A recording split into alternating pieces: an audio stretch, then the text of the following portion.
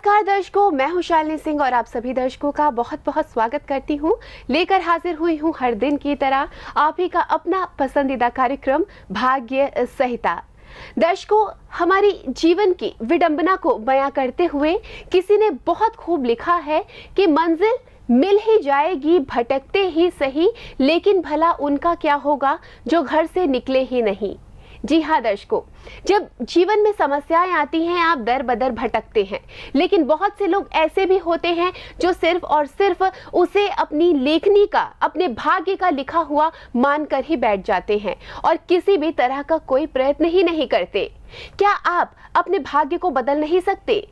जब आपके जीवन में किसी तरह की कोई पीड़ा उठती है तो क्या आप उसका समाधान नहीं ढूंढते? बिल्कुल ढूंढते हैं। तो फिर अपने जीवन में आने वाली इतनी बड़ी बड़ी समस्याओं का समाधान क्यों नहीं ढूंढते? जब आपके पास एस्ट्रोलॉजी आपके साथ है, वो ज्योतिष विद्या जो आज की नहीं है, बहुत प्राचीन समय से आपके लिए एक धरोहर के रूप में सजोई गई है।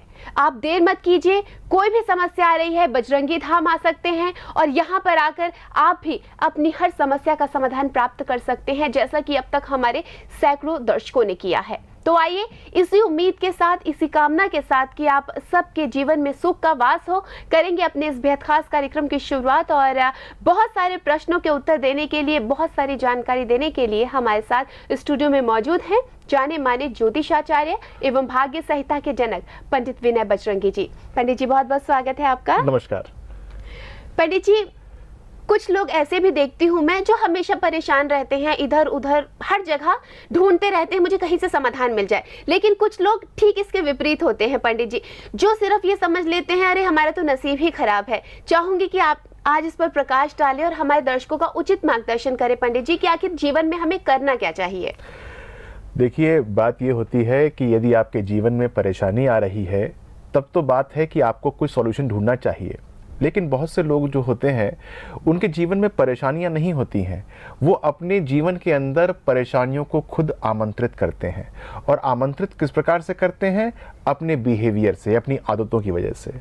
तो यदि आप अपनी कुंडली का अवलोकन कराएं और उसके अंदर देखें कि कौन कौन सी ऐसी आदतें हैं, कौन कौन सी ऐसी चीज़ें हैं जिसके बारे में आपको ज्ञान नहीं है, लेकिन आपके जीवन के अंदर उसने प्रचुर मात्रा के अंदर परेशानियों को जनित करके रखा हुआ है, तो आपको इसका ज्ञान होगा कि आपको अपनी कौन सी आदतों के अंदर कुछ परिवर्तन लाना होगा। और यदि आप उसके अंदर लाने के अंदर सक्षम हो जाते हैं तो जीवन आपका बहुत मनोरम होना शुरू हो जाएगा। तो सबसे पहली बात तो ये होती है कि अपने अंदर कौन कौन सी खामियां हैं, अपने अंदर कौन कौन सी ऐसी परेशानियां हैं जिनका जाना जो है वो अति आवश्यक है। यदि आपको इसके बारे में ज्ञान है तो उत्तम है, और यदि नहीं है तो अपनी कुंडली के माध्यम से इस बात की जानकारी अवश्य ले लें कि क्या क्या आपको ठीक करना चाहिए और कब कब उसकी ठीक होने की संभावना है। जी बिल्कुल पंडित जी, यानी कि दर्शकों आपके पास ये जानकारी होनी चाहिए कि आपके जीवन में समस्याएं क्यों आ रही हैं, और जब एक बार आपको जानकारी मिल जाएगी तो आप उसका समाधान प्राप्त कर सकते हैं अपनी जन्म पत्रिका के माध्यम से। दर्शकों, भाग्य संहिता आपकी एक ऐसी जन्म पत्रिका का रूप है जो आपके जीवन को पूरी तरह से बदलने में सक्षम है, क्योंकि जो भी भाग्य संहिता के उपाय होते हैं वो इतने छोटे और इतने कम समय के लिए होते हैं कि जिन्हें करने में आपको किसी भी तरह का ना आलस्य आएगा, ना आपको लगेगा कि उसके लिए मुझे कोई विशेष प्रकार का समय निकालना है। देर मत कीजिए, कोई भी समस्या है तुरंत समाधान प्राप्त कीजिए। नंबर टीवी स्क्रीन पर दिखाए जा रहे हैं। यहाँ हमारे साथ पंडित जी हमारी कॉलर जुड़ी हैं, निरुपमा जी दिल्ली से हैं। देखते हैं क्या कुछ कहना चाहती हैं। हेलो हेलो जी, बहुत बहुत स्वागत है निरुपमा जी कार्यक्रम में। जी नमस्कार गुरुजी, मैं दिल्ली से निरुपमा माथुर बोल रही हूँ। जी बताइए। मैं आपका प्रोग्राम रोज देखती हूँ, बहुत अच्छा लगता है। अच्छा, जिस सहजता से आप लोगों का कष्ट दूर करते हैं। मेरे भी कुछ कष्ट हैं गुरुजी। बताइए क्या है। मुझे पूर्ण विश्वास है कि आप मेरे कष्टों का भी निवारण जरूर करेंगे। बिल्कुल बिल्कुल बिल्कुल, बताइए बताइए क्या कष्ट है आपको, और क्या आपकी डेट ऑफ बर्थ है, क्या टाइम ऑफ बर्थ है और क्या प्लेस ऑफ बर्थ है, ताकि मैं आपकी कुंडली का निर्माण कर सकूं। जी गुरुजी, 26 जनवरी 1979 सुबह 7 बजे जी जयपुर में जन्म हुआ था। अच्छा, और गुरुजी मेरे वैवाहिक जीवन क्या कभी ठीक होगा? देखिए, मैंने आपकी कुंडली का निर्माण कर लिया है। क्या आप काफी समय से साथ नहीं रह रहे हैं, क्या ऐसी बात है? जी गुरुजी, 4 साल हो गए हैं। जो आपकी कुंडली कहती है, मुझे ऐसा लगता है कि आप कभी साथ इकट्ठे रहे ही नहीं हैं, क्या ऐसी बात है? जी गुरुजी, सिर्फ 3 महीने रही थी ससुराल में। अच्छा। उसके बाद मायके वापस आ गई हूँ। जी। गुरुजी, मेरी सास बहुत ही जालिम है। अच्छा। वैसे तो बीमार रहती है, कुछ भी नहीं करती, लेकिन छोटी छोटी बातों पर टोका टाकी करती है। अच्छा। बीच बीच में मेरे घर वालों की बेइज्जती करना, मजाक उड़ाना, अच्छा। यही उसका काम रहता है। अच्छा, और कोई मेरी खास साइड बात? तो वो हाँ। बिल्कुल नहीं बोलती है गुरुजी। अच्छा। और मैं जो कहूँ सब गलत, और मेरे हस्बैंड भी मेरे तरफदारी बिल्कुल नहीं करते हैं। जी। वो भी जो उनकी माँ कहती है सब वही ठीक समझते हैं बस। अच्छा। अच्छा। और गुरुजी, हद तो तब हो गई जब उन्होंने अपनी माँ के बहकावे में आकर मुझे मारना शुरू कर दिया। अच्छा। मैंने भी कह दिया था कि जब अलग रहने का इंतजाम करो तब मुझे आकर ले जाना, आखिर मैं भी तो अच्छा कमाती हूँ। अच्छा। अच्छा। अब गुरुजी 4 साल से ऊपर हो गए हैं। पहले तो बीच बीच में फोन भी करते थे, लेकिन अब तो फोन भी नहीं होते हैं। अच्छा। घर अलग करने की बात तो दूर की है, अब धीरे धीरे लगने लगा है कुछ नहीं होगा। अच्छा। शादी बचाने की चिंता सिर्फ मुझे ही है गुरुजी। मुझे ही घर जाना हुआ या कोई और विकल्प है इसका? देखिए, विकल्प की तो मैं चर्चा करता हूँ। आपकी कुंडली देखता हूँ, कुंडली के अंदर द्वादश भाव में मंगल बैठा हुआ है और वो भी नीच का है। राहु जो है वो सप्तम भाव में बैठा हुआ है, और सूर्य लगन में ऐसा योग देता है जिसको हम चतुर्गत मांगलिक बोलते हैं, यानी कि आपको हम 4 तरीके से मांगलिक होने की संज्ञा दे सकते हैं। और ये जो बात होती है इसको हम कहते हैं घोर मांगलिक होना। सबसे पहले जो इसका प्रभाव होता है वो ये होता है कि ये शादी के अंदर विलंब कराती है। और आपकी शादी में, जैसे आपने कहा कि 4-5 वर्ष जो हैं वो शादी को हुए हैं, तो आपकी शादी में उसने सबसे पहले तो विलंब कराया। दूसरा जो है वो पति के साथ अनबन कराता है, इस प्रकार का जो योग होता है। और तीसरा जो है वो पति के से अलग यानी पृथक रहना करवाता है। अब ये जो हो रहा है, जो आपके साथ बीता है, उसको थोड़ा ठीक करना तो बहुत मुश्किल है। लेकिन यदि आपके पति की मुझे जन्म तारीख मिल जाए तो मैं उनकी कुंडली से पड़ताल करके देखूं कि कुछ उसके अंदर संभावना बनती है कि नहीं बनती है। आप मुझे अपने पति की जन्म तारीख बताएंगे क्या? उनका जन्म 11 अगस्त 1980 शाम 7 बजे हुआ था। जोधपुर में पैदा हुए थे। अच्छा। अच्छा। और धर्मेश नाम है उनका। अच्छा, मुझे एक बात बताइए कि जब आपकी शादी होने वाली थी या हुई थी, तब आप लोगों ने कुंडली अपनी मिलवाई थी क्या? जी गुरुजी, गुण मिलान किए थे। आप भी देख लें कि 28 मिलते हैं, पर हुआ क्या? कोई फायदा नहीं होता गुरुजी कुंडली मिलवाने का। देखो, मैं तुमको एक बात बताना चाहता हूं कि जैसे तुमने कहा कि कुंडली मिलवाने का कोई फ़ायदा नहीं होता, तो वास्तव में जिस प्रकार से तुमने कुंडली मिलवाई है उस प्रकार से कोई फ़ायदा नहीं होता। सिर्फ गुण मिलान करके यदि आप ये सोचें कि कुंडली मिल गई है, तो जो है वो जो है वो ना मिलने के बराबर ही है। कुंडली मिलने के बाद बहुत सारी ऐसी चीज़ें होती हैं जिसको मिलवाना अति आवश्यक होता है। जैसे मैंने आपको बताया कि आपकी कुंडली के अंदर बहुत सारी प्रॉब्लम्स हैं जो शादी से सम्मत हैं। जैसे आप जैसे नौकरी करती होंगी, नौकरी आपकी बहुत अच्छी चलेगी, आगे भी आपकी तरक्की होगी, और मुझे ऐसा लगता है कि इन 4 सालों में जब पति के साथ रह रही हैं तब तक आपकी प्रमोशन इत्यादि भी हुई होगी। लेकिन जहाँ तक बात शादी की है, शादी के अंदर जो है जो नेगेटिविटी आपकी कुंडली के अंदर है, वो नेगेटिविटी आपके पति की कुंडली के साथ मैच होनी चाहिए थी, यानी कि वो वहां पर जाकर न्यूट्रलाइज होनी चाहिए थी। आपको पता है कि मान लीजिए कि आपको एक गुनगुने पानी से स्नान करना है, मान लीजिए, और आप बहुत गर्म पानी ले लें तो उससे तो आप स्नान नहीं कर सकती, उसके अंदर आपको जो है कुछ ठंडा पानी इत्यादि मिलाना पड़ेगा। तो यही कुंडली की बात होती है। यदि एक कुंडली बहुत गर्म होती है तो हमको उसका मिलान जो है एक ठंडी कुंडली के साथ करना होता है, ताकि जो रिजल्टेंट पानी बन के आए वो काफ़ी अच्छी तरीके से बन के आए। अब आपकी कुंडली में जितनी भी नेगेटिव चीज़ें थीं वो आपके पति की कुंडली के साथ बैलेंस नहीं हो पाई, न्यूट्रलाइज नहीं हो पाई, और इस कारण से ये सारी की सारी समस्या आपके जीवन में मैं देख रहा हूँ।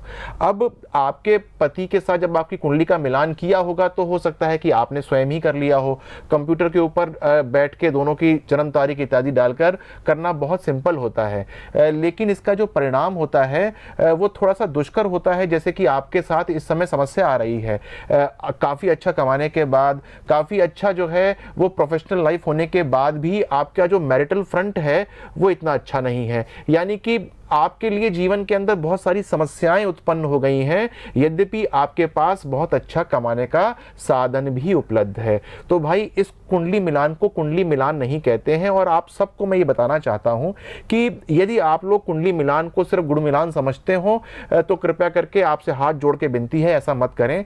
कम से कम किसी एक व्यक्ति से जो कि कुंडली को ठीक तरीके से मिलाना जानता हो, वो जो है कुंडली को सही तरह के तरीके से मिला के देख ले कि मंगल का काट होता है कि नहीं होता है, उम्र का काट होता है कि नहीं होता है, मेंटल कंपैटिबिलिटी है कि नहीं है, धन की कंपैटिबिलिटी है कि नहीं है। यदि ये सारी कंपैटिबिलिटी होती है उसके पश्चात ही हम कह सकते हैं कि कुंडली का मिलान हो रहा है। बहुत सारी ऐसी कुंडलियां होती हैं जिसके अंदर जो है वो हमको एपरेंट रूप से मिलान होता हुआ या नहीं होता हुआ नजर आता है, लेकिन जब तक उसकी हम पड़ताल जो है वो नवांश से नहीं करते हैं तब तक हम उसको सही तरीके से मानते नहीं हैं।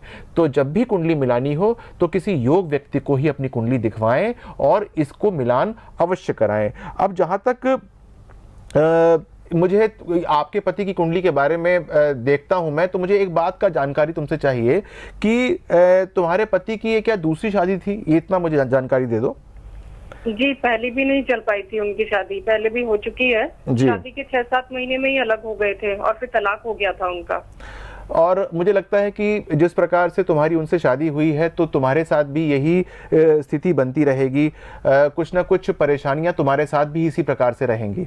जी गुरुजी, देखो गुरुजी किसी प्रकार से सब ये ठीक हो जाए। देखिए सब कुछ मैं जो है वो करने की चेष्टा करूंगा, लेकिन मेरे करने से इतना विशेष लाभ नहीं होगा। लाभ इस चीज़ से होगा कि जो मैं आपको बताने जा रहा हूं, जिस प्रकार से मैं आपको उपाय बताने जा रहा हूं, यदि आप उसको सही प्रकार से करती हैं तो आपको निश्चित तौर से लाभ मिलना आरंभ हो जाएगा। सबसे पहले तो थोड़ा सा आपको अपनी मेंटल कंफर्टेबिलिटी अपने हस्बैंड के साथ मिलानी होगी, 1-2 बार जाकर मिलना होगा। देखिए आप ये मत सोचिए कि आप अपने घर आके बैठ गई, वो अपने घर आके बैठ गए, वही आपको फ़ोन करेंगे और आपको फोन करने की कोई आवश्यकता नहीं है। आप भी आवश्यकता अनुसार फोन कर सकती हैं, बात कर सकती हैं, उनसे उनके बिजनेस के बारे में या उनके व्यापार के बारे में पूछ सकती हैं, अपनी सास की हेल्थ के बारे में पूछ सकती हैं। जैसे आपने बताया कि बीमार रहती हैं तो आप भी उनके बारे में पूछ सकती हैं। ये भी पूछ सकती हैं, अपना कंसर्न दिखा सकती हैं कि डॉक्टर के पास वो जा लेकर गए कि नहीं गए। और धीरे धीरे इस प्रकार से जो आपके बीच में एक बर्फ का निर्माण हो गया है उसको धीरे धीरे पिघलाना स्टार्ट करें। अपने टेम्परामेंट के अंदर, अपने मन के अंदर थोड़ा सा बदलाव लाना पड़ेगा, क्योंकि आप मांगलिक हैं और वो भी आप घोर मांगलिक होती हैं। इसके अंदर आपको बहुत प्रयास करना पड़ेगा, बहुत प्रयत्न करना पड़ेगा। और उसके लिए सबसे अच्छी बात तो क्या है कि मंगलवार के दिन आप फास्ट रखना आरंभ कर दीजिए। ये बहुत इंपॉर्टेंट है। मंगलवार के दिन फास्ट रखना शुरू कीजिए और रोज कम से कम 10-15 मिनट जो है वो मेडिटेशन किया करिए। इससे भी आपको लाभ मिलना आरंभ हो जाएगा। दूसरी बात यह है कि गणेश जी को की पूजा करनी होती है लेखनी के माध्यम से, यानी गणेश जी के जो 108 नाम होते हैं उनको अपने हाथ से लिखना होता है। और ये काम जो है वो बुधवार के दिन करना बहुत अच्छा होता है। और शुक्ल का पक्ष का बुधवार हो उसको तो छोड़ना ही नहीं चाहिए। आप जो है गणेश जी के 108 नामों का प्रिंट आउट निकाल लीजिए और उसके पश्चात जो है बुधवार की सुबह जो है 7-7:30 बजे उन 108 नामों को एक बार अपने हाथ से आप एक स्वच्छ पेपर के ऊपर लिख के और उनको अपने पूजा के स्थान पर 1 हफ्ते के लिए व्यवस्थित तौर से रख दीजिए। ये काम बुधवार को ही कीजिएगा, इससे भी आपको लाभ मिलना शुरू हो जाएगा। ये जो 3 मैंने आपको उपाय बताए हैं, इससे जो है आप अपने जीवन के अंदर सही प्रकार से अवस्थित होनी शुरू हो जाएंगी। और एक छोटी सी बात और है कि इसके बाद के उपाय करीबन 45 डेज या 50 डेज के बाद करने होते हैं। इनको लगातार 45-55 डेज करना होता है और उसके बाद आपको कुछ और उपाय करने होते हैं। मेरे ख्याल से यहाँ पर इस समय उनको बताना इतना इंपॉर्टेंट नहीं है, जितना इंपॉर्टेंट ये है कि जो मैंने आपको 3 उपाय बताए हैं इनको करना आरंभ कर दीजिए। शनि के मंदिर भी जाया करिए। शनि के मंदिर जो है वो कम से कम 2 दिन जाया करिए, मंगलवार के दिन जाया करिए और शनिवार के दिन जाया करिए। और वहां पर थोड़ा सा द्रव्य यानी कि थोड़ा तेल जो है वो दान करके आया करिए। ज़्यादा क्वांटिटी नहीं होनी चाहिए, लेकिन आप जो है वहीं से उसको खरीद के थोड़ा सा आप दान करके आया करिए। ये 4 उपाय करना शुरू कीजिए और 50-55 दिन के बाद मुझे इसी मंच पे फ़ोन कीजिएगा, या फिर आप बजरंगी धाम आ जाइएगा। वहाँ पर बैठ के मैं आपको सुचारू रूप से सारे के सारे उपाय बताऊंगा कि किस प्रकार से करने हैं। और मुझे लगता है कि जो आपका ये मंगलपन है, जितनी आप मांगलिक हैं, उसके अंदर मैं काफ़ी हद तक उसको कम कर पाऊंगा और आपका जीवन जो है वो व्यवस्थित होना शुरू हो जाएगा। और यदि आपने ये 4-5 महीने थोड़ी सी मेहनत कर ली तो मुझे ऐसा विश्वास है कि इस साल के अंत तक जो है आप अपने पति के घर में चली जाएंगी और आपका जीवन जिस प्रकार से आपने कभी कल्पना की होगी कि ऐसा मनोरम होना चाहिए, वैसा मनोरम हो जाएगा। ठीक है जी, बहुत बहुत बिल्कुल। धन्यवाद गुरुजी, आपने जो उपाय बताए वो मैं जरूर करूंगी और आपसे मिलने के लिए बजरंगी धाम भी जरूर आऊंगी गुरुजी। जी जी, बिल्कुल आइएगा। हाँ, बिल्कुल आइएगा, और जो जिस प्रकार से मैंने उपाय बताए हैं उस प्रकार से उनको जरूर कीजिएगा, इससे आपको बहुत अच्छा लाभ मिलेगा। ठीक है गुरुजी, नमस्कार गुरुजी। जी नमस्कार। जी बिल्कुल पंडित जी। तो चलिए निरुपमा जी, यहाँ आपको बताया है क्या कुछ उपाय करने से आपका जीवन बेहतर बन सकता है और आपको आपकी इन समस्याओं से निदान मिल सकता है। उम्मीद करते हैं आप उपायों को ज़रूर करेंगी और बहुत ही जल्द हमें हमारे इस कार्यक्रम के माध्यम से फ़ोन करके बताएंगी कि आपका जीवन पूरी तरह से बदल चुका है। दर्शकों, जब कभी भी आप अपनी किसी भी समस्या को लेकर बजरंगी धाम आते हैं, तब यकीन मानिए पूरा हमारा यही प्रयास रहता है कि हम आपके जीवन से उस समस्या को पूरी तरह से हटा सके और आपके चेहरे पर मुस्कुराहट ला सके। तो दर्शकों, देर मत कीजिए, संपर्क कीजिए। संपर्क करने के लिए नंबर्स आपकी टीवी स्क्रीन पर बने हुए हैं। और यदि आपने अब तक अपनी जन्म पत्रिका नहीं बनवाई है तो भाग्य संहिता बनवाना मत भूलिएगा। जब जब आपके पास आपकी भाग्य संहिता रहेगी, आपको ऐसा प्रतीत होगा जैसे पंडित जी आपके साथ हैं और कदम कदम पर आपको बता रहे हैं कि अब आपको क्या करना है और अब आपको क्या कुछ नहीं करना है। तो देर मत कीजिए, संपर्क कीजिए। संपर्क करने के लिए नंबर्स आपकी टीवी स्क्रीन पर बने हुए हैं। अभी फिलहाल रुक रहे हैं एक बहुत ही छोटे से अंतराल के लिए। आपका अपना पसंदीदा कार्यक्रम भाग्य संहिता लगातार जारी रहेगा। अविरल मानव सेवा में पंडित विनय बजरंगी का एक और कदम। अब बजरंगी धाम नोएडा में प्रत्येक मंगलवार को निःशुल्क पंचमुख हनुमत हवन। जी बिल्कुल सही सुना आपने, पंडित विनय बजरंगी की अगुवाई में भारतवर्ष में पहली बार निःशुल्क पंचमुख हनुमत हवन का आयोजन हर मंगलवार को बजरंगी धाम नोएडा में होता रहेगा। यदि कर्ज का मर्ज है तो निःशुल्क ऋण मोचन मंगल हवन का हिस्सा बने। यदि आमदनी कम है तो धनप्रद मंगल हवन का हिस्सा बने। शत्रु विनाश की मंशा है तो शत्रु नाश मंगल हवन का हिस्सा बने। विवाह में विलंब हो रहा है तो शीघ्र विवाह मंगल हवन का हिस्सा बने। संतान दोष है तो संतान मंगल हवन का हिस्सा बने। मांगलिक हैं तो मंगल दोष निवारक हवन का हिस्सा बने। जमीन जायदाद संबंधी परेशानी है तो भूमि विवाद निवारक मंगल हवन का हिस्सा बने। कृपया ध्यान दें, ये हवन पूर्णतः निःशुल्क है, जिसमें आप व्यक्तिगत रूप या संकल्प द्वारा सम्मिलित हो सकते हैं। अपना स्थान टीवी पर दिखाए टेलीफोन नंबर पर बुक करें। तो दर्शकों, इस छोटे से अंतराल के बाद एक बार फिर मैं शालिनी आप सभी दर्शकों का बहुत बहुत स्वागत करती हूँ और आप देख रहे हैं हमारा बेहद खास कार्यक्रम भाग्य संहिता। यहाँ अपने दर्शकों को जानकारी देना चाहूंगी कि दर्शकों, समय समय पर पंडित जी आपके शहरों में आते हैं और उन प्रमुख शहरों में आकर आपको आपकी समस्या का समाधान देते हैं। जो भी लोग दिल्ली नोएडा आकर नहीं मिल सकते हैं वो हमसे संपर्क कर सकते हैं। नंबर टीवी स्क्रीन पर दिखाए जा रहे हैं और साथ ही साथ नीचे स्क्रॉल के माध्यम से भी आपको जानकारी दी जा रही है कि किस तारीख में पंडित जी आपसे कहां मुलाकात कर सकते हैं। तो देर मत कीजिए, जल्द से जल्द अपना अपॉइंटमेंट बुक कराइए। नंबर आपकी टीवी स्क्रीन पर है। कार्यक्रम को आगे बढ़ाते हैं, अंतराल को यहीं पर खत्म करते हुए बात करेंगे। मुंबई से दमयंती जी हमसे जुड़ी हैं। हेलो हेलो जी दमयंती जी, बहुत बहुत स्वागत है आपका कार्यक्रम में। जी बताएं डेट ऑफ बर्थ। जी दमयंती जी बताइए। गुरुजी नमस्ते। हाँ नमस्ते जी, बताइए। मैं दमयंती बोल रही हूँ मुंबई से। जी मैं आपसे पिछले साल मुंबई में ही मिली थी। अच्छा, तो गुरुजी मैं आपसे एक लड़के के साथ कुंडली मिलाने लाई थी। अच्छा, उसका ध्यान है आपको? देखो मुझे इस समय तो ध्यान नहीं आ रहा है, लेकिन तुम बताओ तुम्हें इस समय क्या कष्ट है, क्या परेशानी है तुमको? गुरुजी मैं एक लड़के से ना प्यार करती थी, अच्छा उसी से मैं शादी करना चाहती थी। अच्छा तो मैं आपके पास में उससे कुंडली मिलवाने आई थी। अच्छा। तो ये आप कुछ बताएं। देखो ऐसा है कि मैंने तुम्हारी कुंडली, क्या इस समय तुम्हें क्या कष्ट है, मैंने क्या बताया, या अपनी कुंडली मुझे बताओ, क्या तुम्हारी डेट ऑफ बर्थ है, तो मैं आगे बता पाऊँ कि क्या बात तुम पूछना चाहती हो। जी, तो आपने जब बताया था ना कि शादी मत करना अभी, तो अच्छा। उसके बाद से ही मेरे घर में लड़ाई वड़ाई होने लगी। अच्छा। तो तीसरे महीने से ही वो माटा पिटाई और ये सब अच्छा। चलने लग गया। अच्छा। तो अभी बहुत ज्यादा बढ़ गई है। तो अभी मैं अपनी डेट ऑफ बर्थ बताती हूँ, तो आप मुझे कोई उपाय बताएं। बताओ बताओ, क्या तुम्हारी डेट ऑफ बर्थ है।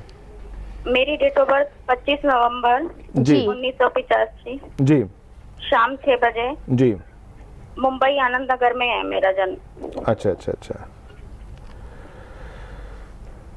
अच्छा, मैं तुमसे ये पूछना चाहता हूँ कि जब तुम मेरे पास आई थी मुंबई में, तो ये कुंडली अपनी किसी से मिलवाने के लिए आई थी, और मैंने तुमको जो है वो शादी के लिए जो है वो मना किया था, या मैंने कहा था कि ये शादी करना, यही कोई बात थी क्या तुम्हारे साथ? हाँ जी। तो तुमने क्या उसके लड़के के साथ शादी कर लिया क्या? हाँ जी, शादी कर ली। और उसके बाद तुमको कोई कष्ट है, या तुम बहुत प्रसन्न रूप से रह रही हो अपने हस्बैंड मैं के साथ? बिल्कुल भी खुश नहीं हूँ, और बहुत ज्यादा मार पिटाई, और आपने जैसा बोला था वैसे ही हो रहा है। तो तुमने मेरी बात को उस समय माना नहीं, और तुमने जो है उस लड़के के साथ शादी कर ली, तुम ऐसे ही बताना चाहती हो क्या? हाँ जी। देखो, कभी कभी क्या होता है कि जो होनी होती है वो बहुत बलवान होती है, और आंखों पर जो है वो पट्टी बन जाती है, और लाख लोग समझाएं लेकिन लोग जो हैं वो समझते नहीं हैं, जैसे कि तुम्हारे साथ हुआ। तुम मेरे पास आई थी, और तुमने जो है अपनी कुंडली को मिलवाने की चेष्टा की थी। मैंने तुमको मना किया होगा कि शादी इससे मत करना, लेकिन तुमने जो है बात को नहीं माना, और तुमने उस लड़के के साथ जो है वो शादी कर ली, जिसके बाद जो है तुमको ये सब परेशानियां आज के समय आनी आरंभ हो गई है। तो मुझे एक बात ये बताओ कि उस लड़के की डेट ऑफ बर्थ के बारे में तुमको थोड़ा सा ज्ञान है, तुमको पता है कि उस लड़के की डेट ऑफ बर्थ क्या है? तो मैं उससे अब देखता हूँ कि कैसे बात बन सकती है। जी, उनकी डेट ऑफ बर्थ है जी 23 सितंबर जी 1984। अच्छा। हाँ, वो भी मुंबई के हैं। वो भी मुंबई के हैं। अच्छा, देखो, तुम्हारी कुंडली को मैंने देखा है, और तुम्हारी कुंडली जो है वो द्वितीय भाव से मांगलिक होती है, और जो मंगल है उस पे राहु की दृष्टि भी पड़ती है, मतलब पंचम दृष्टि पड़ती है, और सप्तम भाव में वक्री शनि होके बैठा हुआ है, और सूर्य के साथ युति करता है, यानी सप्तम भाव तुम्हारा जो है वो इतना अच्छा नहीं है। और परिवार, जब ये सब सिचुएशन बनती है तो इसके अंदर परिवार का बढ़ना, परिवार का बसना जो है वो बहुत मुश्किल होता है, यानी कि तुम्हारी कुंडली के अंदर परिवार का बढ़ना या जो और जो उसका बसना होता है वो काफ़ी मुश्किल से हो पाता है। तो मेरी बात समझ रही हो ना जो मैं कहना चाहता हूँ? जी। तो अब बात ये है कि जैसे कि तुमने वो कुंडली मुझे अपने हस्बैंड की, जो जिससे तुमने शादी की है, वो तुमने मुझे दिखाई होगी, तो मैंने तुमसे कहा होगा कि जो परेशानियां तुम्हारी कुंडली के अंदर विद्यमान हैं वो तुम्हारी हस्बैंड की कुंडली के साथ जो है वो मिलाप नहीं करती, वो मेल नहीं खाती हैं। जब वो कुंडलियां आपस में मेल नहीं खाती हैं तो ये समस्या जिसको तुम समझ रही हो वो पूरी नहीं हो पाती हैं, उसके अंदर समस्या उत्पन्न हो जाती है। अच्छा, तुम मुझे एक बात बताओ, क्या तुम जॉब करती हो, कोई काम करती हो? जॉब करती थी, अब नहीं करती हूँ, शादी के बाद छोड़ दी है। आपने शादी के बाद जॉब छोड़ दी है। अच्छा, तुम एक बात मुझे और बताओ, किसी और व्यक्ति के साथ तुम्हारा चक्कर वक्कर है, ऐसा तुम्हारे हस्बैंड समझते हैं, या तुम्हारा है कुछ ऐसी बात? नहीं गुरुजी, ऐसा तो नहीं है। अच्छा। पर मेरे पति ऐसा समझते हैं। अच्छा, वो हमारे ऑफिस में मेरे 2 लोगों की ज्यादा पड़ती थी। अच्छा। एक इनसे और दूसरा सुमित से। अच्छा। ये समझते हैं कि मेरा चक्कर सुमित से चल रहा है। देखो, जब कभी ऐसी बात होती है कि जो आपका स्पाउस होता है, जो आपका लाइफ पार्टनर होता है, वो इस प्रकार की बात समझना शुरू करता है या करती है, तो हमको अपने दोस्तों में जो हमारे जानकार होते हैं उनके संबंधों के साथ जो है वो काफ़ी पारदर्शिता बरतनी चाहिए। यानी कि यदि हम उनसे कुछ बात करते हैं तो उसमें कोई छुपाना नहीं होना चाहिए, कोई छुपावट नहीं होनी चाहिए। और यदि तुम ऐसा काम करने की चेष्टा करोगी तो वो जो है छुपाने की बात करोगी या तुम उनको चिढ़ाने की बात भी करोगी तो उनके मन के अंदर भ्रम पैदा हो सकता है, और जब इस प्रकार से भ्रम पैदा होता है तो दिक्कत जो है वो आने लग जाती है। अच्छा, एक बात बताओ, जैसे तुम्हारे मैंने हस्बैंड की कुंडली को भी देखा है, वो क्या अपनी माँ की बात ज्यादा सुनते हैं, ऐसा तुमको लगता है?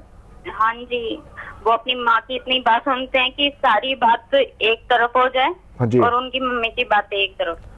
अच्छा, मतलब वो जो है वो सारी की सारी बातें अपनी माँ की सुनते हैं और तुम्हारी कोई बात नहीं सुनते हैं, और सब चीज़ें जो है वो अपनी माँ के पूछने से ही करते हैं, ऐसी बात और है? इतना भी डिसाइड करती हैं कि हमें कहाँ घूमने जाना है, कहाँ नहीं जाना है, वो सब वो डिसाइड करती हैं। अच्छा, वही डिसाइड करती हैं कि तुमको कहाँ घूमने जाना है और क्या करना है। हाँ जी। अच्छा, जैसे मैंने तुमको पहले बताया कि तुम्हारी कुंडली जो है वो मिसमैच है, और शादी में जो है वो दिक्कत ही आने वाली है, और अगर ये तुमको शादी बचाना है तो तुमको बहुत मेहनत करनी पड़ेगी, और वो मेहनत करने के लिए तुम तैयार हो क्या? किस तरह की मेहनत? मैं सब करने के लिए तैयार हूँ। मेरा तो घर इतना बिगड़ चुका है कि मैं अब कुछ भी कर सकती हूँ। मैं बहुत परेशान हूँ गुरुजी। देखो, ऐसा है दमयंती, तुम इतनी परेशान हो, और तुम जो हो, तुमने जैसे बताया कि तुम जो हो वो बहुत मेहनत भी करना चाहती हो, तो सबसे पहले तो थोड़ा सा सबमिसिव होना पड़ेगा, और तुम्हारे जो बात करने की जो क्षमता है वो अद्भुत है। यानी कि यदि सपोज मैं तुमसे कोई बात कहूँ तो तुम उसका जवाब जो हो तुरंत दे सकती हो, ऐसी क्षमता तुम्हारे अंदर है। और ये क्षमता जो है वो तुम बिना रोक टोक के भी हर जगह पर अप्लाई करती हो, चाहे वो तुम्हारे हस्बैंड हो, चाहे वो तुम्हारी सास हो, या कोई भी हो, तो अच्छी बात है ये। लेकिन तुमको ये देखना चाहिए कि जो तुमसे ज्येष्ठ हैं, जो तुमसे बड़े हैं, उनके समक्ष जो है थोड़ा संयम से बात करोगी तो तुम्हारी बात को समझा भी जाएगा और तुम्हारी बात को माना भी जाएगा। लेकिन तुम यकायक बोलना आरंभ कर दोगी, जिद करना आरंभ कर दोगी, या अपनी बात को ऊपर रखने की चेष्टा करोगी, तो तुम्हारे जीवन के अंदर जो है वो परेशानियां बढ़ती रहेंगी। अब बात यह है कि ये जो आदत है, ये आदत तुरंत तुम्हारी जाने वाली नहीं है, क्योंकि तुम्हारी प्लेसमेंट ऑफ स्टार्स ऐसी है। अब तुमको एक छोटा सा मैं उपाय बताऊंगा कुछ देर के बाद, जिसको तुम करोगी तो तुमको इससे लाभ मिलना आरंभ हो जाएगा। एक बात और है कि छोटी सी बात है कि जैसे तुमको मैं बतलाता हूं कि तुमको अपनी आदतों के अंदर बदलाव लाना होगा, और दूसरी बात यह है कि जो तुम्हारा दोस्ती यारी चलती है, जो तुम्हारी फ्रेंडशिप चलती है, खासकर पुरुषों के साथ चलती है, उसके अंदर भी काफ़ी जो है तुमको रिस्ट्रिक्शन करनी पड़ेगी। मैं ऐसा नहीं कहता कि तुमको उनसे बात नहीं करनी चाहिए, या तुमको जब उनका टेलीफोन आए तो वो नहीं करना चाहिए, लेकिन पारदर्शिता होनी चाहिए। ऐसा ना हो कि तुम्हारा किसी पुरुष मित्र का फोन आए तो तुम जो हो किसी दूसरे कमरे में चली जाकर उससे बात करना आरंभ कर दो। इसके अंदर कोई ऐसी बात नहीं है। तुमको जो है उनके साथ बात करनी चाहिए, हर चीज करनी चाहिए, लेकिन पारदर्शिता थोड़ी सी मेंटेन करोगी तो तुम्हारा जीवन जो है वो अच्छा होना शुरू हो जाएगा। और अब तुम एक कॉपी पेंसिल निकाल लो, और जो तुमको मैं उपाय बताने जा रहा हूं, ये 2 उपाय तो तुमको मैंने बताए हैं, लेकिन साथ साथ वो उपाय बताने जाऊंगा जिससे तुम्हारा जीवन जो है अच्छा हो जाएगा, और ये जो दिक्कत आ रही है इसमें भी दिक्कतें आनी बंद हो जाएंगी। अब कॉपी पेंसिल निकालो और उपाय लिखो। सबसे पहले तो तुमको एक छोटा सा काम ये करना पड़ेगा कि शनिवार के दिन तुमको अपने पति के साथ शनि के मंदिर जाना चाहिए। तुम्हारे घर के आसपास शनि का मंदिर तो है ना? जी गुरुजी। हाँ, तो अपने पति के साथ शनि के मंदिर जरूर जाना चाहिए। और क्योंकि दोनों के ऊपर इस समय शनि की 7.5 है, और दोनों जो है इस समय जो है बात को उल्टा समझने के लिए बिल्कुल तत्पर बैठे हुए हैं। तो शनि के मंदिर जाना आरंभ कर दो। कोशिश किया करो कि हर शनिवार को शाम के वक्त जरूर जाना चाहिए। वहां पर अपने पति से कहना कि कुछ खाने का सामान लेके जाना चाहिए, जो कि बाहर जो भी दरिद्र बैठे होते हैं उनको जो है वो बांट दें, और तुम थोड़ा सा तेल लेके जाया करो, सरसों का जो कड़वा तेल होता है उसको लेके जाया करो, और उसको जो है वहां पर अर्पित करके आया करो। और ऐसा तुमको अभी काफी दिन करना है, साल भर करते रहना है। इस काम को करोगी तो तुमको अच्छा लाभ मिलना आरंभ हो जाएगा। दूसरी बात जो तुम्हारे लिए बहुत जरूरी है वो ये है कि अपने वाक पे, अपनी जो तुम बात करती हो उसके ऊपर थोड़ा संयम रखना पड़ेगा और पारदर्शिता मेंटेन करके रखनी पड़ेगी।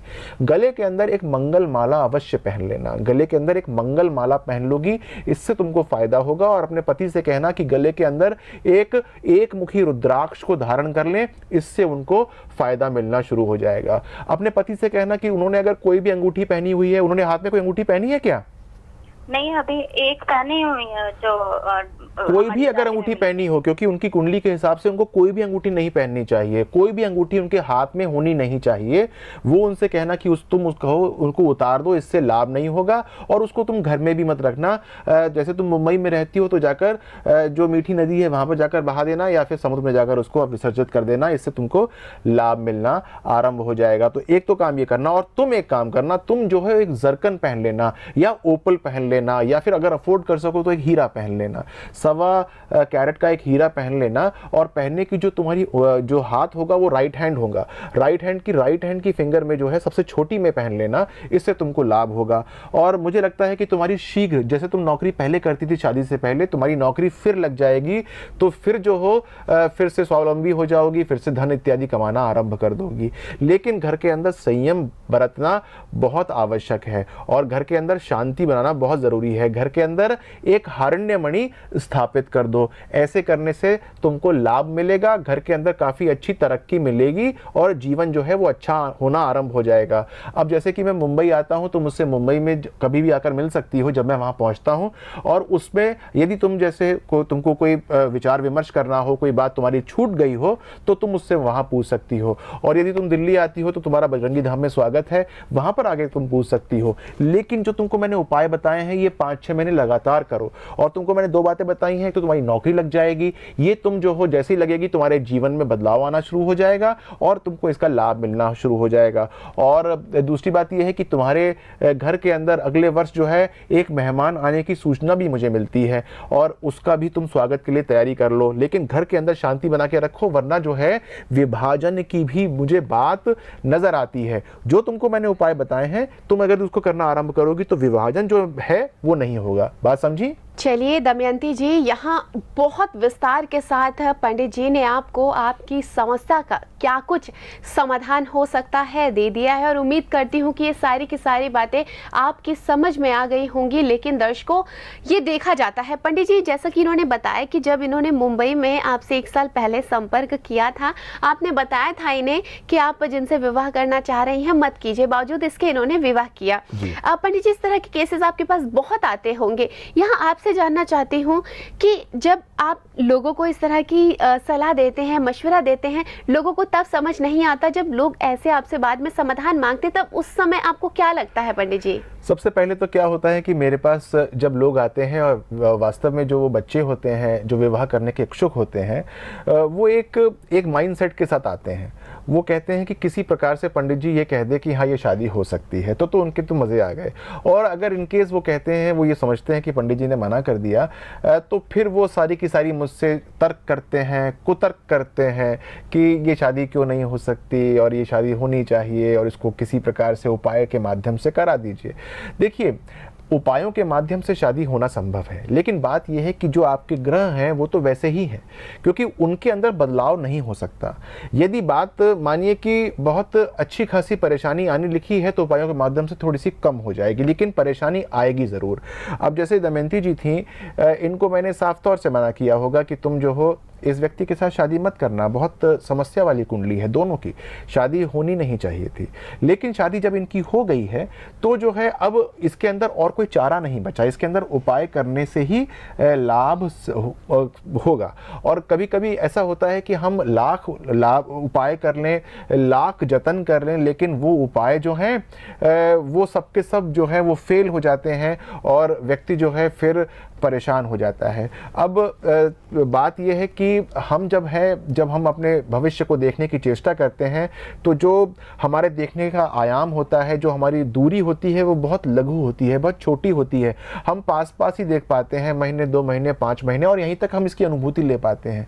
लेकिन हम जीवन को लंबा होकर नहीं समझते हैं कि 1 साल के बाद क्या होना चाहिए, या 2 साल के बाद क्या होगा, और 3 साल के बाद क्या होगा। शादी करने के 2-3 महीने के अंदर, 4 महीने के अंदर, जब शादी का बुखार बाहर उतर जाता है, और जब जब सारे के सारे ग्रह जो हैं उसके अंदर एक्ट करना शुरू कर देते हैं, अपने अपने जो उनके असर हैं वो दिखाना आरंभ कर देते हैं, तो फिर जो है बातें जो हैं वो किसी के संभलाए नहीं संभलती हैं।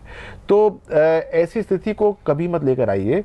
यदि आपको कोई उपाय करके शादी करना बताया गया है फिर तो ठीक बात है, लेकिन यदि आपको बिल्कुल मना कर दिया गया है कि शादी नहीं होनी चाहिए, तो फिर जो है उसके अंदर ज़्यादा उपाय पूछने की चेष्टा ना करें, क्योंकि वो उपाय तो आपको कोई ना कोई बता देगा, लेकिन जो बाधा है वो तो होके ही रहेगा। फिर आप उस छोटे सी खुशी के लिए, वो 2, 4, 5, 6 महीने की खुशी के लिए जीवन भर की परेशानी, जीवन भर का दर्द क्यों लेना चाहते हैं? कृपया करके वो मत लीजिए। अपने जीवन को अच्छा बनाइए, जीवन को सुचारू बनाइए और देखिए कि जीवन जो है आपका कितना अच्छा हो जाता है यदि आप काम उसी भांति करते हैं जिस प्रकार से आपके ग्रहों की प्लेसमेंट है। यदि आप काम उस भांति करना आरंभ कर देते हैं तो फिर दुख जो है वो बहुत कम रह जाते हैं, बहुत अल्प रह जाते हैं। और मैंने देखा है कि यदि आप काम करना उसी भांति शुरू करते हैं तो बहुत बड़ी बड़ी, बहुत भयानक दशाओं के अंदर भी जीवन जो है वो मनोरम होना आरंभ हो जाता है।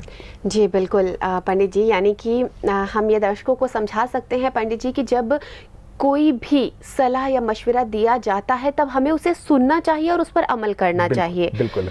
दर्शकों, जब आप अपनी समस्या का समाधान मांगने के लिए पंडित जी के पास स्वयं चलकर आते हैं, तब यहाँ मेरी आपसे यही निवेदन है कि वो आपको जो भी उपाय बताती हैं, जो भी आपको उचित अनुचित बता देते हैं, आप कृपया कर उस पर अमल करें, क्योंकि आप पूरे विश्वास के साथ ही पंडित जी के पास आते हैं, बजरंगी धाम आते हैं।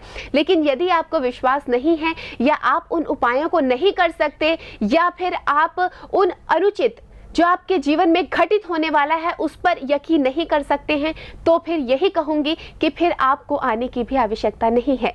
लेकिन अगर आप अपने जीवन को बेहतर बनाना चाहते हैं, आप आज के लिए नहीं अपने आने वाले कल को सुरक्षित करना चाहते हैं, तो आपके लिए बजरंगी धाम के दरवाजे खुले हुए हैं। देर मत कीजिएगा, संपर्क कीजिएगा। संपर्क करने के लिए नंबर्स टीवी स्क्रीन पर बने हुए हैं। और आप सभी को बताना चाहूंगी कि देश भर के कुछ प्रमुख शहरों में पंडित जी स्वयं जाते हैं आप लोगों से मिलने के लिए। अगर आप भी इसमें शामिल होना चाहते हैं, मिलना चाहते हैं, दिल्ली आप आना, नोएडा आप आना संभव नहीं हो पा रहा है, तो आप जानकारी प्राप्त कर लीजिएगा। नंबर आपकी टीवी स्क्रीन पर दिखाए जा रहे हैं कि पंडित जी आपके शहर में कब आने वाले हैं। अभी फिलहाल रुक रहे हैं एक बहुत ही छोटे से अंतराल के लिए, कहीं मत जाइएगा, हम जल्द हाजिर होते हैं। अविरल मानव सेवा में पंडित विनय बजरंगी का एक और कदम। अब बजरंगी धाम नोएडा में प्रत्येक मंगलवार को निःशुल्क पंचमुख हनुमत हवन। जी बिल्कुल सही सुना आपने, पंडित विनय बजरंगी की अगुवाई में भारतवर्ष में पहली बार निःशुल्क पंचमुख हनुमत हवन का आयोजन हर मंगलवार को बजरंगी धाम नोएडा में होता रहेगा। यदि कर्ज का मर्ज है तो निःशुल्क ऋण मोचन मंगल हवन का हिस्सा बने। यदि आमदनी कम है तो धनप्रद मंगल हवन का हिस्सा बने। शत्रु विनाश की मंशा है तो शत्रु नाश मंगल हवन का हिस्सा बने। विवाह में विलंब हो रहा है तो शीघ्र विवाह मंगल हवन का हिस्सा बने। संतान दोष है तो संतान मंगल हवन का हिस्सा बने। मांगलिक है तो मंगल दोष निवारक हवन का हिस्सा बने। जमीन जायदाद संबंधी परेशानी है तो भूमि विवाद निवारक मंगल हवन का हिस्सा बने। कृपया ध्यान दें, ये हवन पूर्णतः निःशुल्क है, जिसमें आप व्यक्तिगत रूप या संकल्प द्वारा सम्मिलित हो सकते हैं। अपना स्थान टीवी पर दिखाए टेलीफोन नंबर पर बुक करें। तो दर्शकों, इस छोटे से अंतराल के बाद एक बार फिर मैं शालिनी आप सभी दर्शकों का हार्दिक अभिनंदन करती हूँ और आप देख रहे हैं हमारा बेहद खास कार्यक्रम भाग्य संहिता, जहां आपके भाग्य को किस तरह से चमकाया जा सकता है, संवारा जा सकता है, इसका पूरा प्रयास किया जाता है। तो आइए इस अंतराल को यहीं पर खत्म करेंगे। हमारे साथ हमारी कॉलर जुड़ चुकी हैं, आइए देखते हैं कौन है, कहाँ से हैं और क्या कुछ जानना चाहते हैं। हेलो हेलो जी, गुरजीत जी बात कर रहे हैं? हाँ, मैं गुरजीत बोल रहा हूँ जलंधर से। जी बताइए। बताएं, बहुत बहुत स्वागत है। डेट ऑफ बर्थ बता दें। हाँ गुरुजी नमस्कार। नमस्कार गुरुजी, मैं जलंधर से बोल रहा हूँ जी। सब तो पहले मैं गुरुजी आपका धन्यवाद देना चाहता हूँ आपको। बताओ जी, बताओ। धन्यवाद। जिस काम के लिए मैंने आपको 6 महीने पहले फोन किया था ना गुरुजी। जी जी। वो मेरा काम बन गया है। बहुत अच्छी बात है। हाँ, मेरा कनाडा का वीजा 2 बार रिजेक्ट हो चुका था अच्छा और मेरी कनाडा जाने की उम्मीद बहुत कम रह गई थी। अच्छा अच्छा। जब मेरी आपसे बात हुई थी ना, जा तो आपने मेरे अंदर एक जबरदस्त आशा की किरण जगाई। अच्छा गुरुजी, आपने मुझे वो दिन भी बताया था जब मुझे वीजा फिर से अप्लाई करना था। अच्छा, वेरी नाइस। और जो उपाय आपने मुझे बताए थे ना, वो मैंने सब के सब किए थे। अच्छा, गुड। हाँ, इस बार जब मैंने अप्लाई किया ना गुरुजी, गुरुजी तो एक चमत्कार हो गया मेरे साथ। अच्छा, गुड, वेरी नाइस। मेरा कनाडा जाना ना फिक्स हो गया गुरुजी। बहुत अच्छी बात है ये तो। हाँ, और ये सब तो हड्डी मेहरबानी नाल हुआ है सब गुरुजी। अच्छा, बहुत अच्छी बात है। देखिए, मेहरबानी तो ऊपर वाले की होती है, रब की होती है, और बहुत अच्छी बात है। कुछ और मेरा परिणाम स्वीकार करिए ना, आप सबसे पहले मेरा परिणाम स्वीकार करिए। प्रणाम प्रणाम। अच्छा, ये बताइए, कुछ और पूछना चाहते हैं? कोई और बात है? हाँ हाँ गुरुजी, एक परेशानी और भी है मेरे पास। मैं आपसे एक बात पूछना चाहता हूँ कि मेरा एक छोटा भाई है। अच्छा। हाँ, उसका भी ना PR का प्रोसेस ना रुका पड़ा है बहुत देर से। अच्छा। और एक बार तो रिजेक्शन भी आ चुकी है। अच्छा। वो क्या करें आप बताइए ना, उसका काम बन जाए। गुरुजी, मुझे आपसे बड़ी उम्मीद है। देखो, ऐसा है कि बहुत अच्छी बात है, लेकिन सबसे पहले तो तुम उसकी मुझे डेट ऑफ बर्थ बताओ, टाइम ऑफ बर्थ बताओ, प्लेस ऑफ बर्थ बताओ, ताकि मैं देख पाऊं कि क्या है उसकी कुंडली के अंदर। गुरजीत जी, डिटेल्स दे दीजिएगा अपने भाई की। हाँ जी, मैं दे रहा हूँ जी। जी जी, बताएं। उसका नाम लिखिए। उसका नाम है गुरकीरत सिंह। जी जी। जन्म है 31 अगस्त 1987। अच्छा, ठीक है। जी। सुबह के 4:30 बजे। जी। जन्म स्थान है जी जलंधर के पास गांव में हुआ था जी। अच्छा अच्छा। जलंधर जी। अच्छा, इसकी कुंडली तो मैंने बना ली है। मुझे एक बात बताओ कि पढ़ाई तो उसने ज्यादा अच्छी की नहीं होगी, ऐसी बात है क्या? गुरुजी, पढ़ता तो था ही नहीं, 11वीं क्लास में फेल हो गया था। अच्छा। फिर उसको ना ITI में दाखिला दिला दिया था। अच्छा अच्छा। तो उसने ITI की है और बिजली का ना बहुत अच्छा मैकेनिक है वो। देखो, विदेश गमन के तो योग जो हैं उसके मुझे बहुत कम नज़र आते हैं, और यदि हम इसके अंदर रिश्तेदारों को इन्वॉल्व करते हैं साथ में, तो फिर जो है थोड़ा सा विदेश गमन योग स्ट्रांग बन जाता है। और सबसे बड़ी बात ये समझ लो कि 2017 से पहले तो वो विदेश जा नहीं सकता है, ऐसा मुझे लगता है। अच्छा गुरुजी, 2017 से तो चला जाएगा ना? अवश्य चला जाएगा, लेकिन उससे पहले ना कुछ काम करो उसके पॉइंट्स को बढ़ाने के लिए। मान लो उसका PR रिजेक्ट हो गया है, तो उसके पॉइंट्स को बढ़ाने के लिए जो भी तुम काम कर सकते हो उनको पूरे मन से करो। और जब उसके अच्छे पॉइंट्स हो जाएं, मान लो कि उसके पॉइंट्स बढ़ाने से काम बन जाता है, तो फिर जो है जून के महीने में 2017 में अप्लाई करना, तो उसका काम जो है बन जाएगा, और जो परिणाम है वो तुम्हारे पक्ष में आएगा। और टाइम नोट कर लो, जून जो है वो 2017। ठीक है? ठीक है गुरुजी, मैं ऐसा ही करूंगा। अब तब तक वो क्या करें गुरुजी? देखो, सबसे पहले तो वो जुआ बिल्कुल ना खेले, क्योंकि मुझे नज़र आता है कि वो ऐसे जुआ खेलता है, और अपने ऊपर इस चक्कर में उसने बहुत उधार भी ले रखा है, और बहुत उधार उसका बाद में हो जाएगा, और फिर वो बहुत मुश्किल से चुकेगा। तो ये काम उससे कहना कि वो बिल्कुल ना करे। और दूसरी बात ये है कि उसकी शादी करवा दो, किसी अच्छी पढ़ी लिखी लड़की के साथ करा दो, जो उसके मदद से ना उसके विदेश जाने के योग बन जाएंगे, क्योंकि उसके भी पॉइंट्स फिर जुड़ जाएंगे, उसकी क्वालिफिकेशन भी जुड़ जाएगी, तो उससे भी उसका फ़ायदा हो सकता है। और शादी के योग भी उसके नज़र आते हैं मुझे 2015 के एंड में या 2016 के मध्य तक उसके शादी के मुझे योग भी नज़र आते हैं। तो ये काम करोगे तो उसका लाभ हो जाएगा, और जुआ जो है उसका ज़रूर छुड़वा देना। ठीक है जी गुरुजी, आपकी कहना बिल्कुल सही है, लेकिन गुरुजी मुझे एक बात बता, कुछ उपाय बता दो ना जो अब कर ले। देखो, उपाय तो मैंने आपको सबसे पहले 2 बताए कि एक तो उसका जुआ छुड़वाना है। अब वो जुआ कैसे छूटेगा इसका उपाय बताऊंगा। और दूसरी बात यह है कि उसकी शादी कर देना। उसकी शादी जो है, जब योग बनता है, वो योग भी नोट कर लो, 2015 के एंड से बनना शुरू होता है और 2016 के मध्य तक बनता है। अब उपाय जो उसको करना चाहिए वो तुमको बताना चाहता हूं। एक तो शनिवार को और एक उसका मंगलवार, इन 2 दिन तो एक तो उसको नॉनवेज नहीं खाना है, इस बात का ध्यान रखना। शनिवार के दिन उससे कहना कि वो फास्ट भी करना आरंभ कर दे, उससे उसको लाभ मिलेगा। तीसरी बात यह है कि रविवार के दिन सुबह सूर्य को जल अर्पित करना है और जल के अंदर थोड़ी सी रोली ज़रूर डाले, लाल रंग का उसको कर दे और सुबह सुबह करे। जल्दी उठने से जो है लाभ मिलेगा, यानी उगते हुए सूर्य को दे। ऐसा ना हो कि वो 10-11 बजे जब सूर्य जो है पूरे परवान के ऊपर हो तब उसको दे। सुबह 6-6:30 बजे जब सूर्य उदय होता है तभी ये काम करे। ये 3 उपाय तो सबसे पहले उसको करवा दो। तीसरी बात क्या है कि उसके गले के अंदर एक 7 मुखी रुद्राक्ष डाल देना, सिर्फ एक डालना, काले रंग के धागे में डालना, इससे उसको लाभ मिलना आरंभ हो जाएगा। और बात जो सबसे बड़ी है जिसको उसको करना चाहिए वो ये करना चाहिए कि विष्णु भगवान के मंदिर में जब हो सके तब जाए, और यदि ऐसा नहीं कर पाता तो कम से कम गुरुवार के दिन जरूर जाए। विष्णु भगवान का मतलब श्री राम के मंदिर में, श्री कृष्ण जी के मंदिर में, वराहमीर के मंदिर में, या किसी ऐसे भगवान के मंदिर में जो विष्णु भगवान के अवतार माने जाते हैं।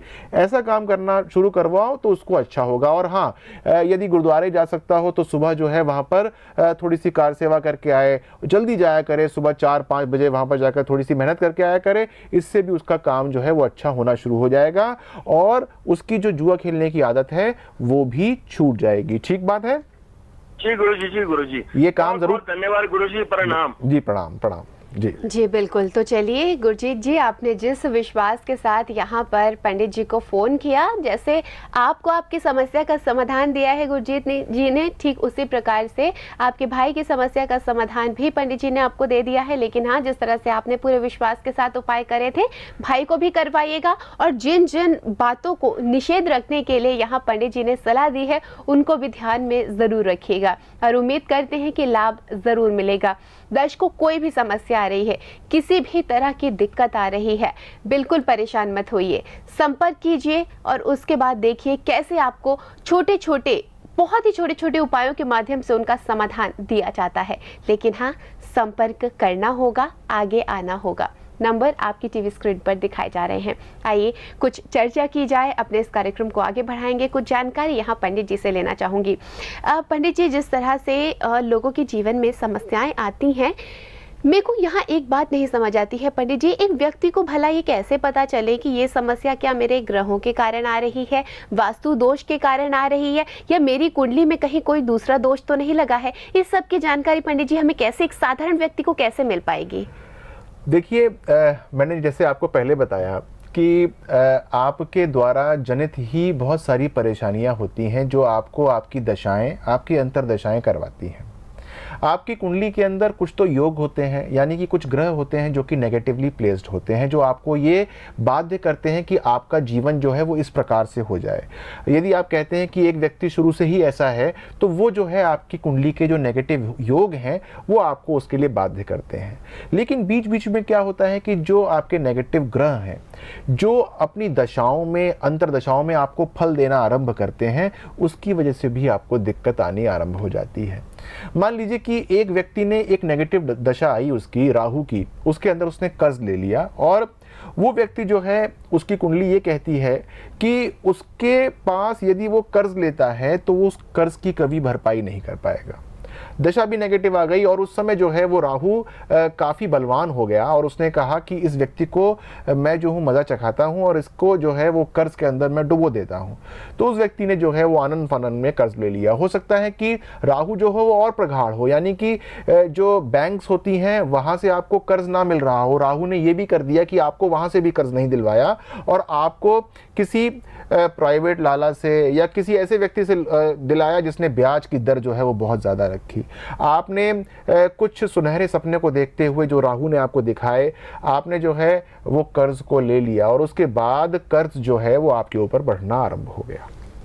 अब मान लीजिए कि राहु का अंतर था, उसके बाद धीरे धीरे राहु के अंतर के बाद एक ऐसे ग्रह का अंतर आ गया जो कि राहु से भी ज़्यादा दुष्ट है आपकी कुंडली के हिसाब से। जब उसका अंतर आएगा तो जो है आप और परेशानी के अंदर फंस जाएंगे। यानी राहु ने तो आपको वो एक स्टार्ट दे दिया, वो मोमेंटम दे दिया कर्जे का, और उसके बाद जो है वो दूसरे ग्रह ने आपको और परेशानी दे दी, आपको और पटखनी देनी आरंभ कर दी। आपके घर के और भी समस्याओं के अंदर उसने अपना योगदान करना शुरू कर दिया। आपके जो है वो परेशानियों को इतना ज़्यादा प्रगाढ़ कर दिया कि आप जो है कभी कभी ये सोचें कि मैं जो हूँ, मेरी उत्पत्ति संसार के अंदर आखिर क्यों हुई। तो आपको मैं एक बात बताना चाह इस प्रश्न के माध्यम से कि हम क्या करते हैं कि हम जाते हैं पंडित जी के पास और अपनी कुंडली का आकलन करवाते हैं, और पंडित जी जो हैं वो आपको कुछ उपाय बताते हैं कि भाई ये उपाय ज़रूर कर लेना, और वो व्यक्ति जो है उस उपाय को करना आरंभ कर देता है।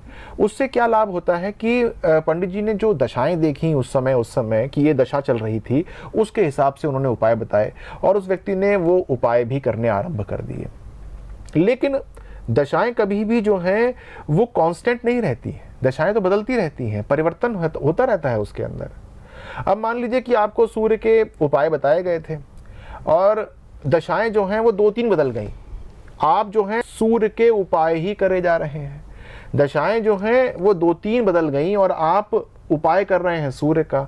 अब सूर्य आपको किसी प्रकार से बाधा नहीं दे रहा है, आपको किसी प्रकार से वो परेशानी देने की चेष्टा नहीं कर रहा है, क्योंकि वो ना तो उसकी अंतर है ना उसकी महादशा है, लेकिन आप सूर्य के उपाय किए जा रहे हैं। अब बीच में 2 ग्रह की दशाएं ऐसी आ गईं जो कि आपको परेशान कर सकती थी, उनके तो आपने कोई उपाय नहीं किए, आप उपाय सूर्य का कर रहे हैं। तो होगा क्या? होगा ये कि आपको परेशानियां फिर से आके घेर लेंगी। वो जो उपाय आप आज से 6 महीने पहले, 1 साल पहले पूछ के आए थे, जिससे आपको लाभ हुआ था इनिशियली, उसको फिर आपको कोई फायदा नहीं मिला। अब इसका समाधान किस प्रकार से होगा?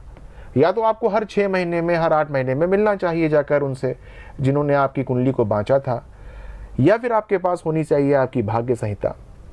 एक बार आपकी भाग्य संहिता आपके पास आ जाए तो फिर आपको ये समझ में आता रहता है कि कौन से उपाय कब परिवर्तन करना है, कब उसका आगाज करना है, कब उसका जो है वो समापन करना है, कब हमको किसी दूसरे उपाय का आरंभ करना है।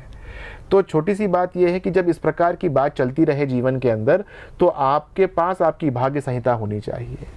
और जैसे कि शालिनी जी ने पूछा था कि ये कैसे जाने कि हमारे जीवन के अंदर ये हमारे जो है योगों के द्वारा जो है परेशानियां आई हुई हैं, तो जो परेशानियां निरंतर रूप से आपके घर में हैं, जिस परेशानियों के रूप में आपको अब जाना जाता है, जिनको अभी गए साल, 2 साल, 3 साल हो गए हैं लेकिन वो अभी टस से मस नहीं हुई हैं, वो तो ज़रूर ही आपके योगों के कारण है, और उसके लिए मिलना भी नितांत आवश्यक होता है, क्योंकि उसके बाद आपके जीवन के अंदर इस प्रकार का परिवर्तन किया जाता है कि आप अपने जीने की दिशा, जीने का तरीका, जीने का रंग ढंग सब बदल देते हैं। और एक बार जब आप वो बदलते हैं तो फिर आप अपनी कुंडली के अनुरूप जीना आरंभ कर देते हैं, जो कि एक पॉजिटिव साइड ऑफ द कुंडली होता है।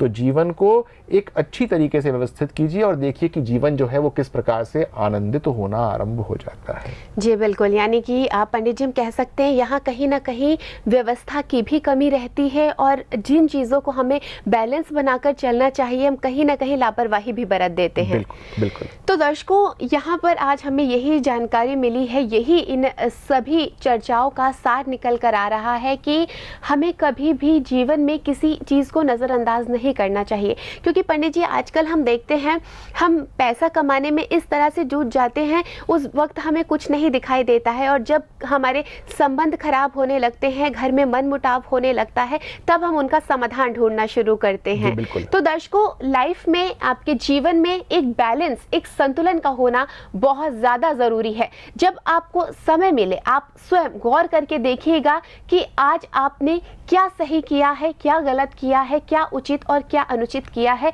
आपके जीवन में हो सकता है समस्याएं आए ही ना, और यदि फिर भी समस्या आ जाती है तो पंडित जी बजरंगी धाम आपके साथ है, आपकी हर प्रकार की समस्या का समाधान देने के लिए। आप अपनी भाग्य संहिता जरूर बनवाइए। भाग्य संहिता एक ऐसी सच्ची मार्गदर्शक है आपके लिए, जो निरंतर आपको बताती रहती है कि किस कदम पर आपको क्या कुछ उपाय करने हैं और कैसे आपको अपनी इन कठिनाइयों भरी रास्ते से निकलते हुए मंजिल की ओर जाना है। देर मत कीजिएगा, संपर्क कीजिएगा। सभी दर्शकों को एक बार फिर से याद दिलाना चाहूंगी कि देश भर के प्रमुख शहरों में पंडित जी स्वयं विजिट कर रहे हैं, जा रहे हैं, आप लोगों से मिल रहे हैं, आपकी समस्याओं का समाधान दे रहे हैं। यदि आप भी जानना चाहते हैं कि पंडित जी आपके शहर में किस दिन आने वाले हैं, आप इसके लिए संपर्क कर सकते हैं। नंबर आपकी टीवी स्क्रीन पर दिखाए जा रहे हैं। आइए एक मन में प्रश्न है, इस प्रश्न के उत्तर के लिए पंडित जी के पास चलेंगे। पंडित जी, ये जो आप कई शहरों में जा रहे हैं, लोगों की समस्याओं का समाधान दे रहे हैं, इसके पीछे का उद्देश्य क्या है पंडित जी? कैसे आपने सोचा कि वहाँ भी जाएं, यहाँ भी जाएं, और अपने इतने बिजी शेड्यूल में से भी आप लोगों के लिए समय निकाल रहे हैं पंडित जी? देखिए, बहुधा क्या होता है कि मेरे पास ऐसे बहुत सारे लोग होते हैं जो कि मुझे फ़ोन करते हैं और कहते हैं कि उनका आना संभव नहीं हो पाता है, और वो जो हैं अपने डिस्टेंस की वजह से, फिर दूर देश के कारण जो है वो आ नहीं पाते हैं। तो ये एक तरीके का प्रयास है कि जो लोग मुझसे मिल नहीं पाते हैं, मैं उनके शहर जाऊं, उनके साथ मिलूं, उनके साथ बैठ के बात करूं, उनसे चर्चा करूं, और जो मैं समाधान उनको दे सकता हूं वो समाधान देना आरंभ करूं। तो इस श्रृंखला के अंदर जो प्रमुख शहर हैं, मैं उन पे ज़्यादा आता रहता हूं, और मैं कहां पर जा रहा हूं, कैसे जा रहा हूं, ये आपको सब इस प्रोग्राम के माध्यम से, नीचे जो स्क्रॉल चलता है उसके माध्यम से इसकी जानकारी आपको मिलती रहती है। जी बिल्कुल। तो चलिए दर्शकों, अब तो आपकी कठिनाइयाँ और भी आसान हो गई हैं। आपके लिए ऐसा रास्ता ढूंढ निकाला है पंडित जी ने कि अब आपके पास कोई बहाना ही नहीं बचेगा कि मैं इस कारण से अपनी समस्या का समाधान प्राप्त नहीं कर पाया। तो आप भी देर मत कीजिए, अगर हम आपके लिए इतना प्रयास कर रहे हैं तो आपको भी आगे आना होगा, क्योंकि सारी की सारी तैयारियां, सारी की सारी कोशिशें सिर्फ आपके जीवन को सुगम बनाने के लिए है। कार्यक्रम अंतिम पड़ाव पर पहुंच चुका है। आज हमारे कॉलर्स ने अपनी समस्याओं का समाधान प्राप्त किया है, लेकिन हाँ, चाहती हूँ कि घर बैठे दर्शकों को भी इस कार्यक्रम का कुछ ना कुछ लाभ जरूर मिलना चाहिए। तो चलिए चलते चलते कुछ टिप्स ले लिए जाएं। पंडित जी, चाहूंगी आप ये बताएं हमारे दर्शकों को, वास्तु दोष के बारे में ही मेरा आपसे प्रश्न रहेगा। आप वास्तु एक्सपर्ट भी हैं। पंडित जी, हमने कई बार देखा है कि कुछ बच्चे पढ़ाई नहीं करते या पढ़ने बैठते भी हैं तो एकाग्रता नहीं बना पाते हैं। चाहूंगी आप अभिभावकों को कुछ बताएं कि वो अपने बच्चों के लिए क्या कुछ प्लेसमेंट करें, क्या कुछ ऐसा करें कि बच्चों का पढ़ाई में मन लगने लगे। देखिए, यदि आपके बच्चे जो हैं वो ठीक प्रकार से पढ़ते नहीं हैं, तो हो सकता है कि जिस कमरे के अंदर वो बैठ के पढ़ते हों, उस कमरे के अंदर वास्तु दोष हो। सबसे बड़ी बात यह है कि उनका जो मुख होना चाहिए वो उत्तर की तरफ होना चाहिए, या फिर उनका जो मुख है जो पूरब की तरफ होना चाहिए। यदि इस प्रकार से आप उनको व्यवस्थित करते हैं तो उनका पढ़ाई के अंदर अच्छा मन लगना आरंभ हो जाता है। दूसरी बात यह है कि वो कभी भी अपने बेड पे, जिस पे वो सोते हैं, उस पे बैठ के ना पढ़ें, इससे उनकी हो सकती है। तो कोई ना कोई उनका एक अलग आपको एक तरीका बना के देना पड़ेगा जहाँ पर वो बैठ के पढ़ सकते हैं। और तीसरी बात यह है कि जब बच्चे पढ़ने की चेष्टा करते हों तो उनके पुस्तकों के बीच में कहीं पर जहाँ जगह मिले वहाँ पर गणेश भगवान की एक फ़ोटो या प्रतिमा रखने की चेष्टा कीजिएगा। इससे भी उनको लाभ मिलना आरंभ हो जाता है। और जो महा उपाय है वो ये है कि जिस कमरे वो पढ़ते हों वहाँ पर एक हारण्य मणि को स्थापित कर दीजिए, तो बच्चे जो हैं जो पढ़ेंगे, जितना पढ़ेंगे वो सब उनको स्मरण रहेगा। और सबसे बड़ी बात यह है कि स्मरण के साथ साथ जब वो जाएंगे एग्ज़ाम देने के लिए तो वहाँ पर भी उनको वो याद रहेगा, और उसको जो है वो बहुत आराम से, बहुत अच्छी तरीके से पेपरों पे उतार के आएंगे। तो जीवन में यदि बच्चे, आपको लगता हो कि वो अपने वो मुकाम हासिल नहीं कर रहे हैं जो उनको करना चाहिए, तो जो मैंने आपको ये छोटे छोटे उपाय बताए हैं, इसको यदि आप करते हैं तो जीवन जो है उनका अच्छा होना आरंभ हो जाएगा। जी बिल्कुल पंडित जी। और दर्शकों, आपको ये उपाय बताया है। यदि आपके बच्चे के साथ भी ऐसी ही कुछ समस्या आ रही है तो यदि आप इस उपाय को करेंगे, छोटा सा ही है, निश्चित तौर पर लाभ बहुत मिलेगा और आपके बच्चे भी परीक्षा में उत्तीर्ण करेंगे, अच्छे नंबर लाएंगे और आपको भी बहुत ज़्यादा प्रसन्नता होगी। देर मत कीजिए, हर समस्या के समाधान के लिए आप बजरंगी धाम संपर्क कर सकते हैं। नंबर आपकी टीवी स्क्रीन पर दिखाए जा रहे हैं। तो दर्शकों, आज के लिए बस इतना ही, लेकिन हाँ, आप सबसे कहना चाहूँगी कि आप अपनी समस्या का समाधान ज़रूर प्राप्त कीजिएगा। आपके शहर में पंडित जी कब आने वाले हैं इसकी जानकारी भी आप प्राप्त कर सकते हैं। नंबर टीवी स्क्रीन पर है। और अगर फ़ोन पर भी कंसल्टेशन प्राप्त करना चाहते हैं, मिलना चाहते हैं या फिर अपनी भाग्य संहिता बनवाना चाहते हैं तो आप उसके लिए भी इन्हीं नंबरों का प्रयोग करेंगे जो आपकी टीवी स्क्रीन पर दिखाए जा रहे हैं। आज के लिए बस इतना ही। यहाँ पर आप सभी दर्शकों से आज के लिए अनुमति लेना चाहूँगी, आप सबसे इजाज़त लूँ। उससे पहले इतनी सारी जानकारी देने के लिए, स्टूडियो आने के लिए मैं पंडित जी का बहुत बहुत धन्यवाद करना चाहूँगी। जय बजरंग बली की। नमस्कार दर्शकों।